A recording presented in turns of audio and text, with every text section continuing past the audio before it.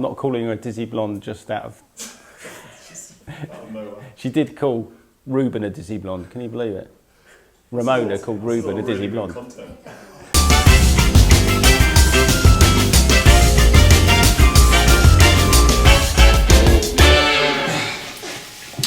Thank you very much to our house band. We've got a live audience here as well. Let's hear it.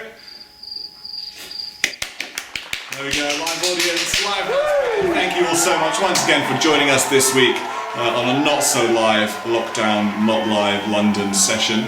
It's good to see you all. Trev, how are you doing? Good. How's your summer going? Good. How's it been since the last 25 minutes since we last recorded week one? Fantastic. Fantastic. Yeah, there we go. This is how great of a time we're having this summer on Not So Lockdown Live. So, it's good to see you guys. Ephesians 2. Last time we did Ephesians 1.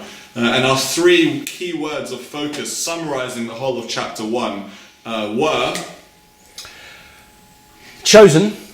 Loved. And adopted. So those are the 3 words we looked at last time. Go check out the last episode in case you missed that. This week we've got another 3 words as we try to summarise in 10 minutes all of Ephesians chapter 2. Which is mission impossible, but I'm sure we'll get it done. So, Trev, key words for Ephesians chapter 2. What are they? Give it to us. Dead, alive, new. Dead, alive, and new. Give us a bit more. What does that mean? Well, what Paul is doing in chapter 2 is he's showing us what we once were and what we are now. Okay, what we once were and what we are now. So, what were we? Paul says in chapter 2 verse 1, as for you, you were dead in your transgressions and sins. What's he saying? What he's saying is that all of us by nature are born spiritually dead. What does that mean? What that means is a kind of living death. The best way to picture it is think of your life as a car, okay? And you're in it and your foot is right down on the accelerator as fast as it possibly can go. And you're going in one direction, and that direction is away from God. But not only are you going as fast away from him as you possibly can, you've also made sure that the stereo is turned up as loud as it possibly can be, so you cannot hear his voice. So you are hurtling away from God as fast as you can, with the music blaring so you can't hear his voice. That is a picture of what it means to be spiritually dead. Okay? If God, think of Genesis 1, 2, God creates the world, and there's just an explosion of life. Why is there an explosion of life? Because God is the source of all life. Now, if we are rebels against God and we choose to move away from God, God who is the source of all life, then you're really only heading in one direction, and that's towards death. And that's the picture that Paul is painting here. So we were once dead, but our next key word is alive. Our next word is alive. So Trev, what does that mean? How are we once dead and are now made alive? Yeah, well, if somebody is physically dead, then it's a final thing. There's no way that they're ever going to have life again. And again, that's the picture that Paul is painting here. If we're spiritually dead, rebels against God, we by nature want to drive away from him. We by nature want to turn the music up so we can't hear his voice. Think of the 3 words from last week. All of them were full of God's initiative. He was the one who chose. He was the one who loved us. He was the one who adopted us. All of those are full of God's initiative. Okay, we wouldn't have been chosen, we wouldn't have been loved, we wouldn't have been adopted if God hadn't have taken initiative. Here is exactly the same thing. We are by nature spiritually dead, and the only way we're going to have spiritual life is if God gives it to us. Look at chapter 2, verse 4. But because of his great love for us, God, who is rich in mercy, made us alive with Christ, even when we were dead in our transgressions and sins. It is by grace you have been saved. God's grace, we thought of last week, didn't we? God's love, is lavished upon us. So instead of us facing God's final judgment, instead of us dying spiritually, we are given life. What does God do? He stops in the middle of the road. He stops the car. He turns it around. And most importantly, he changes our nature so that now we don't want to drive away. Now we want to turn the music down so we can hear his voice.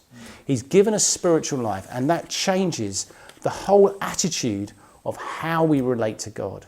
No longer do we want to run away, drive away. We want to run towards him. We want to drive towards him, and we want to hear his voice. We have been given spiritual life. So we were dead, we're now made alive. What does it actually look like physically in a day-to-day life? How does it look like for you? How does it look like for me? How does it look like for you guys watching at home to make that U-turn, to turn around in that car? What does that actually look like on a day-to-day living? Well, look, when you're given spiritual life, as I just said, you have new desires, a new desire for God. But you're not only given spiritual life, you're given a new identity. Now, massive part of Ephesians, we're going to see, is all about the new identity we've been given. So if you look at chapter 2, verse 4, remember that at that time you were separate from Christ, excluded from citizenship. So it's as if when you're converted, you're given a new passport. You are now a child of God. You've been given spiritual life.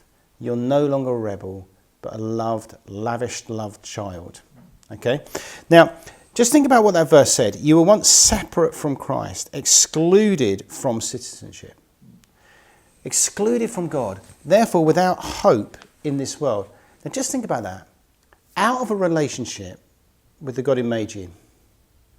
Out of a relationship with the God who made the sun, moon and stars. Out of a relationship with the God who gives you your very next breath. The God who sustains you.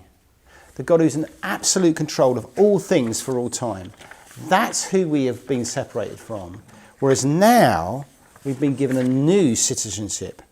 But now, look at verse 13. But now, in Christ Jesus, you who were once far away have been brought near by the blood of Christ. We were once far away, but it's the blood of Christ. It's the death of Christ that has brought us new life. And what's the ultimate purpose of this new life? Well, verse 15, his purpose was to create in himself one new humanity out of the two, thus making peace. So your new humanity, the new humanity that Christ is instituting through his death on the cross, is that you and me can be part of God's family. Therefore, our main identity, I'm many things. I'm a father, I'm a grandfather, I'm a son, I'm a brother, I'm a friend. There's so many things that make up me. But when you become a Christian, the identity you have as a child of God supersedes every other identity. So you're living as a loved child of God. That's where you get your core identity, and all your other identities fit into that. Isn't that incredible, guys? Like, our identity, the root of our identity is given to us by God in a world that gives us so many things to be attached to identify with, to find as our core, to attach as our core identity. The fact that God has given us an identity is crazy, So have a few moments to think about that, maybe pray about that after this video ends. Don't forget to check out the Bible studies during the weeks if you haven't started those yet. That could be a good thing to do during the week so that you don't forget these amazing truths. But yeah, why not take a few moments to process that at the end of today's videos. Dead, new, dead, alive, and made new. Thank you guys so much. We'll see you guys next week or whenever we stream the next episode, and we hope to see you guys then. Have an amazing time. From me and Trevor, see you later.